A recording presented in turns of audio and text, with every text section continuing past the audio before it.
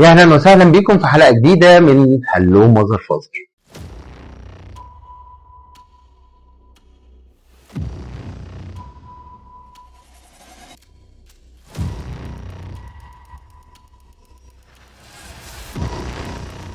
بعد ما فصصنا اساسيات التربيه الايجابيه في الحلقه الاولى وعرفنا ازاي نتعامل مع الغضب والتحديات في الحلقه الثانيه، وبعد كده قلنا لك ازاي نقول لا وازاي نعمل لهم ثقه بنفسهم في الحلقات اللي بعد كده، هنتكلم بقى عن سر الخلطه عشان نربي شخصيه قويه: المسؤوليه والاعتماد على النفس.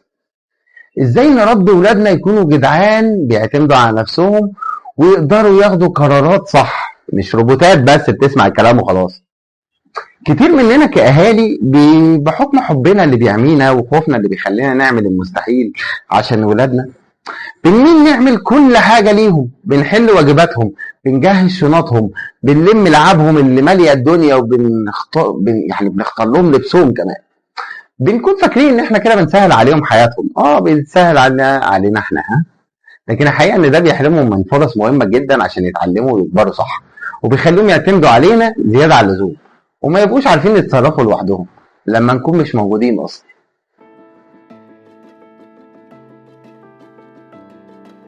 الطفل اللي بيتربى على المسؤوليه والاعتماد على نفسه بيكون شخص مختلف تماما لما يكبر. ده تقدر تقول عليه عامل زي الذهب الصافي كده، عنده ثقة بنفسه زي ما قلنا قبل كده. لما بيقدر يعمل حاجات لوحده ثقته بنفسه بتزيد بشكل كبير جدا، يعني بقى بني آدم كده ماله هدومه. حل المشاكل كمان لما بيكون مسؤول عن نفسه بيضطر يشغل دماغه ويلاقي حلول لمشاكله اللي بتقابله في الشارع في أي حتة، يعني بيفكر وبيخترع. بيقدر يعدل نفسه بنفسه، بيتعلم ينظم وقته ومجهوده عشان ينجز اللي مطلوب منه، مش ماشي جهجهوني كده في حياته. الاحساس باللي عمله وانجازه ده حاجه مهمه جدا. لما بيخلص حاجه لوحده بيحس بالفخر والسعاده، وده بيشجعه يعمل اكتر، يعني بيعمل سيره ذاتيه لنفسه كده. الاستقلاليه في المستقبل هتكون اهم حاجه هيكتسبها، عشان احنا بنجهزه انه يكون فرد فعال في المجتمع، بيعرف يعتمد على نفسه في دراسته وشغله وحياته عموما، مش يكون عالة على اي حد كده. يقدر مجهود غيره لما بيشارك في المسؤوليه، بيقدر المجهود اللي الاهل بيعملوه، مش بيحس بتعبك يعني.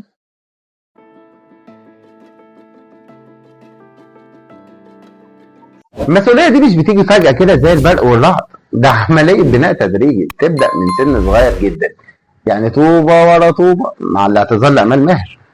ابدا بدري وبمهام بسيطه يعني كده مناسبه لعمره، يعني لو من 2 ل3 سنين ممكن يساعد يلم اللعب مثلا ويعمل بايده كانه بيلم الحاجه صغيره، يعني كده هو يعمل كده كده ويشيل، يحط منديل في الباسكت، يختار لبسه بالاختيارين بساط ده ولا ده.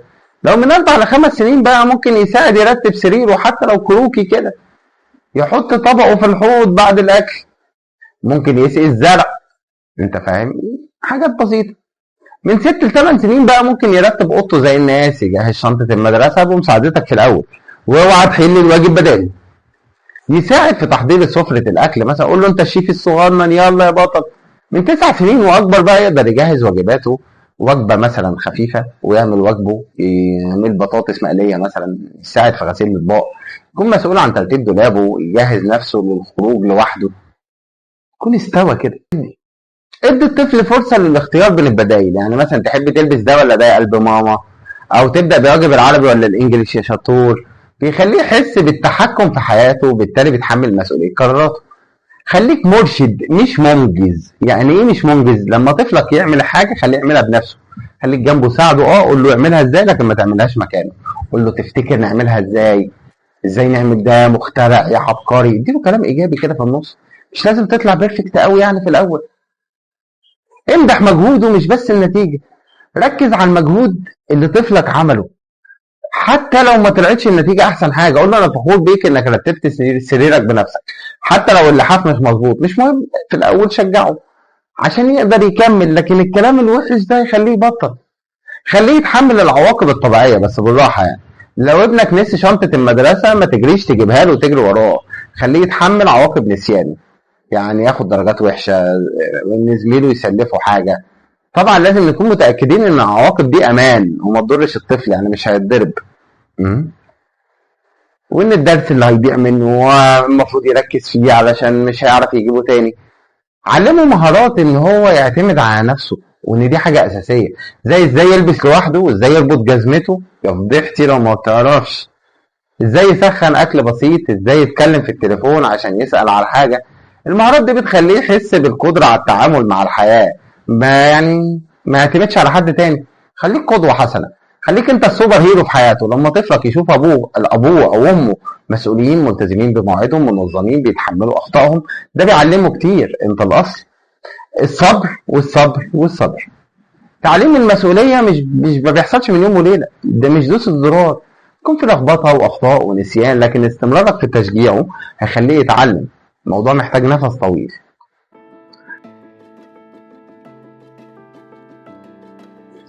ممكن نحول الموضوع للعبة ونخلي البيت كله فريق واحد، وكل فرد فيه ليه مهمات معينة ومسؤوليات.